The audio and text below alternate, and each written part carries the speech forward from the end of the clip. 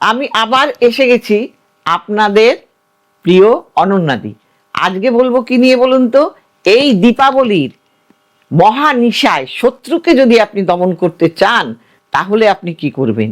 তাহলে করবেন, একটু নিম পাতা নেবেন, একটু কালো সর্ষে নেবেন, একটু সর্ষের তেল নেবেন, একটু কালো তিল নেবেন, আর তার সঙ্গে ধূপ কর্পূর দেবেন। দিয়ে এইবার নারকেলের ছোবার মধ্যে আপনি ওটাকে এক নেবেন, শত্রুর নাম করবেন আর বলবেন, হাট বন্ধ ঘাট বন্ধ, বন্ধ নয়ন তারা, আমার দিকে দৃষ্টি দিলে হবি দিশাহারা। জয় মা কামাখ্যা, জয় মা কামাখ্যা, জয় মা কামাখ্যা, জয় মা শিবশঙ্কর, জয় মা শিবশঙ্কর, জয় বাবা শিবশঙ্কর। এই বলে আপনি আপনার কাজটি করলেন, দেখবেন আপনার শত্রু দমন হয়ে যাবে। সবাই ভালো থাকবেন, নমস্কার।